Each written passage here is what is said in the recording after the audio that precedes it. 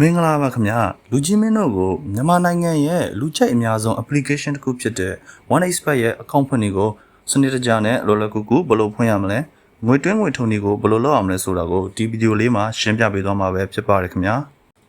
အရင်ဦးဆုံး OneXpert application ကိုဝင်ပေးပါခင်ဗျာ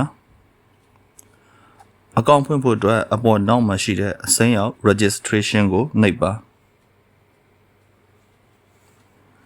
ဒီနေရာမှာတော့လောလောကူကူနဲ့ account ဖွင့်ဖို့အတွက် in one click ကိုရွေးပေးပါ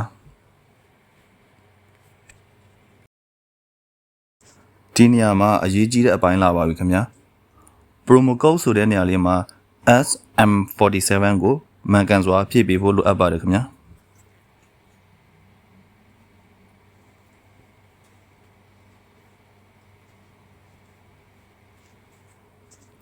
promo code SM47 ကိုမှန်ကန်စွာဖြည့်ပြီးသွားရင်တော့အောက်မှာရှိတဲ့4000ကွက်လေးကိုနှိပ်ပေးပါဒီလိုအမှန်ချက်လေးပေါ်လာရင်တော့ရပါပြီခင်ဗျာဒါဆိုရင်အောက်ဆုံးမှာရှိတဲ့အစွမ်းရောက် register ကိုထပ်မံနှိပ်ပေးပါ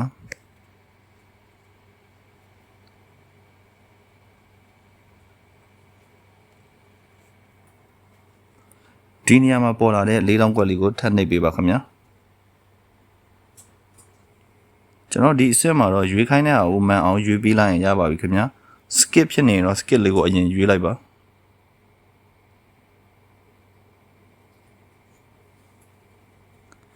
ဒီမှာ verify ဆိုတာလေးပေါ်လာရင်တော့ကျွန်တော်တို့ရွေးခိုင်းတာလေးကိုမှန်အောင်ရွေးခိုင်းလိုက်ရင်ရွေးပေးရင်ရပါပြီခင်ဗျာဒီမှာတော့ meter byte ကောင်ကိုရွေးခိုင်းပါတယ်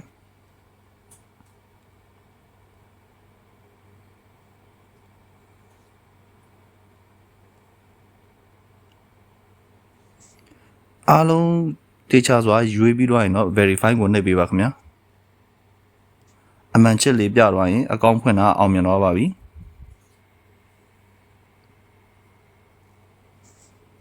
ကျွန်တော်တို့ဒီနေရာမှာရလာတဲ့ user name နဲ့ password ကို screenshot ရိုက်ပြီးတင်ထားပေးဖို့လိုအပ်ပါတယ် user name ကိုကျွန်တော်တို့က ID လို့လည်းခေါ်ပါတယ်ဒီမှာရလာတဲ့ ID နဲ့ password ကို screenshot ရိုက်ပြီးတော့တင်ထားပေးပါခင်ဗျာaccount ထွက်သွားရင်ဒီ ID နဲ့ password ကိုအတုံးပြုပြီးတော့ login ကနေတဆင့်ပြန်ဝင်ရမှာဖြစ်တဲ့အတွက်အရန်ကိုအရေးကြီးပါတယ်ခင်ဗျာပြီးရင်တော့ကျွန်တော်အောက်မှာရှိတဲ့အစိမ်းရောင် next လေးကိုနှိပ်ပေးပါ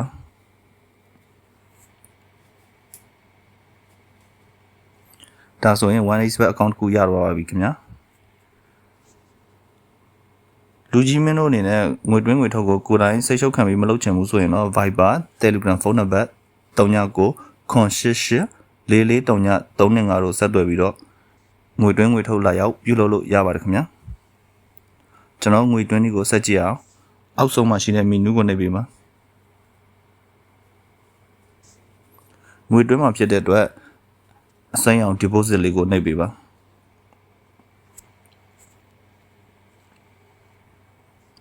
ငွေတွင်းကြီးများစွာကျလာပါပြီခင်ဗျာကျွန်တော်တို့ KP နဲ့ငွေတွင်းတွေကိုကြည့်အောင်ကျွန်တော်ကဒီမှာနမူနာပုံစံဖြည့်ပြပေးတော့မှာဖြစ်ပါတယ်ခင်ဗျာ9000ဆိုတဲ့နေရာမှာမိတ်ဆွေတို့ငွေတွင်းမဲ့ပမာဏကိုထည့်ပေးပါ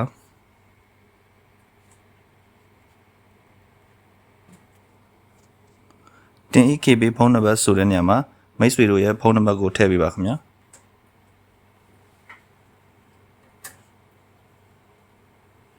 ဒါနမူနာပုံစံသားဖြစ်ပါတယ်တင် EKB အကောင့်ကင်ဆောင်သူအမည်ဆိုတဲ့နေရာမှာမိတ်ဆွေတို့ရဲ့ KB အကောင့်အမည်ကိုထည့်ပေးပါ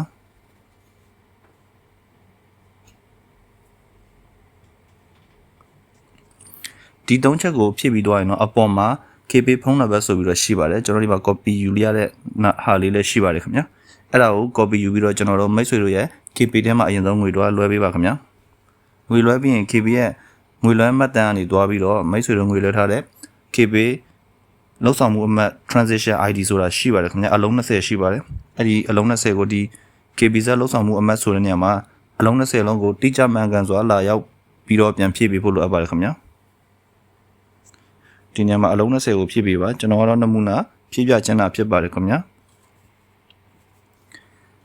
ငွေတွင်းတဲ့ပမာဏမိတ်ဆွေရဲ့ KB ဖုန်းနံပါတ်မိတ်ဆွေရဲ့ KB အမည်KBZ လောက်ဆောင်မှုအမှတ်ဒီ၄ချက်ကိုဖြည့်ပြီးသွားရင်တော့အောက်မှာအစိမ်းအောင် confirm လေးရှိပါတယ်ခင်ဗျာ confirm ကိုနှိပ်လိုက်တာနဲ့မိတ်ဆွေတို့ငွေတွင်းတာအောင်မြင်တော့မှာဖြစ်ပါတယ် အကယ်လို့မိတ်ဆွေတို့ရဲ့အကောင့်တွေကို15မိနစ်အတွင်းငွေမဝင်လာဘူးဆိုရင်တော့ customer support မှာတွားရောက်ပြီးတော့ဖြည့်ရှင်းလို့ရပါတယ်ခင်ဗျာကျွန်တော်ဒါဗီဒီယိုရဲ့အဆုံးမှာထည့်ပြီးတော့မှဖြစ်တဲ့အတွက်ဗီဒီယိုဆုံးအောင်ကြည့်ပေးပါခင်ဗျာcustomer support မှာကကျွန်တော်တို့ကငွေတွင်းလို့မဝင်တဲ့အကြောင်းငွေထုတ်လို့မရအောင်မြောက်တဲ့အကြောင်းငွေထုတ်ဖို့လိုအပ်တဲ့ကိုယ့်ရဲ့အချက်လက်ဖြည့်နီးတီးချင်တဲ့အကြောင်းလောင်နီးတီးချင်တဲ့အကြောင်းစသဖြင့်အကုန်လုံးကိုမြန်မာလိုမေးမြန်းလို့ရပါတယ်ခင်ဗျာဒါဆိုရင်ကျွန်တော်တို့ဝေးနဲ့ငွေတွင်းတွေကိုဆက်ပြီးတော့ကြည့်အောင်ဝေးမန်တွေကိုရွေးပေးပါအတူတူပါပဲခင်ဗျာအပေါ်မှာငွေတွင်းမဲ့ပမာဏကိုထည့်ပေးပါ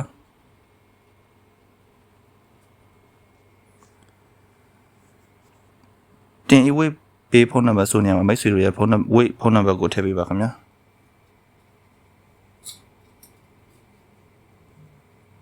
ဒါကနမူနာတာဖြည့်ပြခြင်းဖြစ်ပါတယ်တင်အဝေးအကောင့်ကန်ဆောင်လို့မျိုးဆိုနေမှာမိတ်ဆွေတို့ရဲ့ဝေးအမည်ကိုထည့်ပေးပါခင်ဗျာဒီတောင်းချက်ဖြည့်ပြီးတော့အပေါ်မှာဝေးအကောင့်နံပါတ်ဆိုတာလေးရှိပါတယ်အဲ့ဒီမှာ active ဖြစ်နေတဲ့ agent မှာခင်ဗျာအဲ့ဒီဟာကို copy ယူပြီးတော့မိတ်ဆွေတွေဝေးထဲမှာငွေတော့လွှဲပါခင်ဗျာပြီးရင်ရလာတဲ့ငွေလက်မှတ်တမ်းနေကျွန်တော်တို့ရလာတဲ့ transaction ID ဝေးလုပ်ငန်းစဉ် ID ကိုဒီ transaction ID ဆိုတဲ့နေရာမှာမှန်ကန်စွာပြန်လာဖြည့်ပေးပါခင်ဗျာကျွန်တော်ကတော့နမူနာဖြည့်ပြချင်တာဖြစ်ပါတယ်မိတ်ဆွေတို့ကတော့ကဏ္ဍအမှန်ကိုထည့်ပေးရမှာဖြစ်ပါတယ်ဝေးမှာကတစ်ခုပို့သွားတာရှိပါတယ်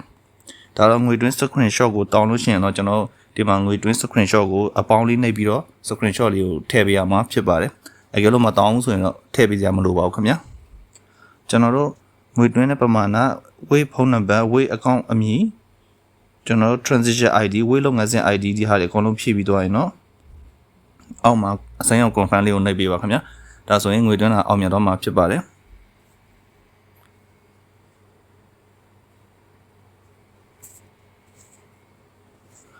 ကျွန်တော်တို့ဒီမှာရှိတဲ့ CB Pay 1 Pay Okay just ဒါတွေဟာလည်းငွေတွင်းနဲ့အတူတူပါပဲ AYA ပေးတာတွေကငွေတွင်းနဲ့ဒီပုံစံပါပဲခင်ဗျာbank transfer တာနည်းနည်းလေးပြောင်းတာပါခင်ဗျာ bank transfer ကိုနဲ့ငွေတွင်းမှာဆို bank transfer ကိုနှိပ်ပေးပါပြီးရင်မိတ်ဆွေတို့ငွေတွင်းမဲ့ bank ကိုရွေးပေးပါကျွန်တော် KBZ နဲ့နမူနာပြပြပါမယ်အကောင်လုံးအတူတူပါပဲခင်ဗျာဒါဆိုအပေါ်ဆုံးမှာငွေတွင်းမဲ့ပမာဏကိုထည့်မယ်ပြီးရင်မိတ်ဆွေရဲ့ bank account နံပါတ်ကိုထည့်ရပါမယ်နမူနာပုံစံဖြစ်ပါတယ်ခင်ဗျာအောက်မှာတော့မိတ်ဆွေတို့ရဲ့ bank account အမည်ကိုထည့်ရမှာပါဒီတုံးချက်ကိုထည့်ပြီးတော့ရင်တော့ထုံးစံတိုင်းအပေါ်မှာ active ဖြစ်နေတဲ့ KBZ account နံပါတ်ကိုငွေတွားလွှဲရပါမှာကို copy ယူပြီးငွေလွှဲလိုက်ပါခင်ဗျာပြီးကျွန်တော်ရလာတဲ့ transaction ID ကိုဒီမှာမှန်ကန်စွာဖြည့်ပြီးဖို့လိုအပ်ပါတယ်ဖြည့်ပြီးတော့ရင်တော့အောက်မှာ confirm လေးကိုနှိပ်လိုက်တာနဲ့ငွေတွင်းချင်းလုပ်ငန်းစဉ်ပြီးဆုံးသွားပါပြီခင်ဗျာဒါဆိုရင်ကျွန်တော်တို့ငွေထုတ်နေယူကြည့်အောင်ငွေထုတ်ဖို့အတွက်အောက်ဆုံးကမီနူးလေးကိုပဲနှိပ်ပေးပါပြီးရင်အပေါ်မှာအနီစက်လေးဖြစ်နေတဲ့ဒီ setting လေးကိုနှိပ်လိုက်ပါပြီးရင်အပေါ်မှာ top up account ရဲ့အောက်ကကျွန်တော် withdraw လေးကိုနှိပ်ပေးပါ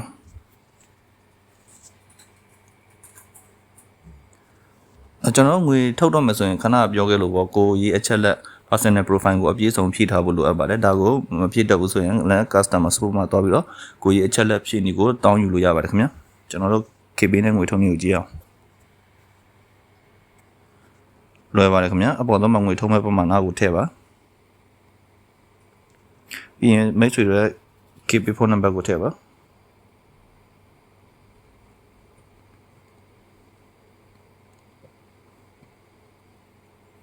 ပြီးမိတ်ဆွေတို့ရဲ့ KB account အမည်ကိုထည့်ပေးပါ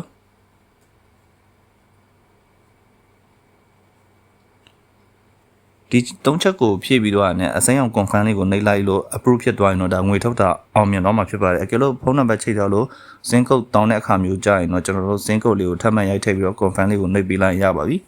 2 factor နဲ့ချိန်ထားရင်2 factor code ကိုထည့်ပြီးတော့ confirm နှိပ်ပေးရမှာဖြစ်ပါတယ်မတောင်းမနဲ့ approve တန်းဖြစ်သွားရင်တော့တခါတည်းငွေထုတ်တာအောင်မြင်တော့မှာဖြစ်ပါတယ်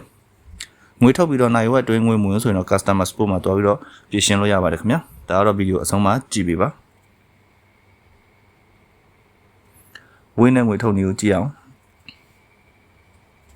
အတူတူပါပဲခင်ဗျာငွေ တွင်းနဲ့ငွေထုတ်မဲ့ပမာဏကိုထည့်မယ်မိတ်ဆွေတို့ wait account number ကိုထည့်မယ်ပြီးအောက်မှာ wait account အမည်ကိုထည့်မယ်ဒါနမူနာပုံစံပါကျွန်တော်ရှောက်ဖြည့်လိုက်တာပါအဲ့ငွေထုတ်မဲ့ပမာဏမိတ်ဆွေတို့ရဲ့ wait ဖုန်းနံပါတ်မိတ်ဆွေတို့ရဲ့ wait account ကန်ဆောင်တို့အမည်ကိုထည့်ပြီးသွားရင်နော် confirm ကိုနှိပ်လိုက်ပါဒါဆိုရင်ငွေထုတ်တာအောင်မြင်တော့မှာပါစင်ကုတ်တောင်းရင်တော့စင်ကုတ်ထည့်ပြီးပေါ့ကျွန်တော်တို့2 factor ချိန်ထားတယ်2 factor ကုတ်ထည့်ပြီးတော့ confirm ကိုထပ်နှိပ်လိုက်ရင်လည်းရပါပြီခင်ဗျာဒါဆိုရင်ငွေထုတ်နည်းရသွားပြီကျွန်တော်တို့ငွေတွင်းငွေထုတ်လို့မဝင်တာဖြစ်ဖြစ်မရောက်တာဖြစ်ဖြစ်ပေါ့နော်ဒါက customer support မှာဘယ်လိုတော့ဖြည့်ရှင်းမလဲဆိုတော့ကြည့်အောင်ကျွန်တော်အောက်ဆုံးက menu လေးကိုနှိပ်လိုက်ပါ menu နှိပ်ပြီးတော့ကျွန်တော်အောက်ဆုံးရဲ့အပေါ်တစ်ခုမှာ customer support ဆိုတာရှိပါတယ်အဲ customer support ကိုရွေးလိုက်ပါပြီးကျွန်တော်တို့က chat ကိုရွေးပါအပေါ်ဆုံးမှာပါ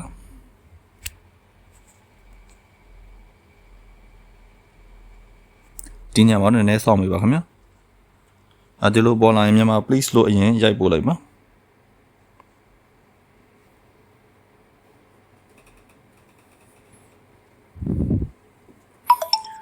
အဲ့လိုရိုက်ပို့ပြီးတော့အပေါ်ဆုံးမှာ call operator ဆိုတာပေါ်လာပါလိမ့်မယ်နော်အဲ့ call operator ကိုနှိပ်လိုက်ပါအဲ့ call operator ကိုနှိပ်ပြီးတော့လို့ရှင်မြန်မာ please ဆိုပြီးထပ်ပို့ပြီးပါဒါဆိုရင်မြန်မာ customer service ကနေလာပြီးတော့မိတ်ဆွေတို့ကိုလာရောက်ပြီးတော့ဖြေကြားပြီးတော့မိတ်ဆွေတို့ပြဿနာကိုဖြေရှင်းပေးမှာဖြစ်ပါတယ်မိတ်ဆွေတို့ငွေတွင်းလို့မရောက်မြောက်တဲ့အကြောင်းငွေထုတ်လို့မရောက်သေးတဲ့အကြောင်းကိုရဲ့ချက်လက်ဖြည့်နေတီးချင်တဲ့အကြောင်းလောင်းဒီအစရှိတစ်ဖြစ်ပေါ့နော်အကုန်လုံးကိုဒီမှာမြန်မာလိုပြောဆိုပြီးတော့ဖြည့်ရှင်းလို့ရပါတယ်ခင်ဗျာ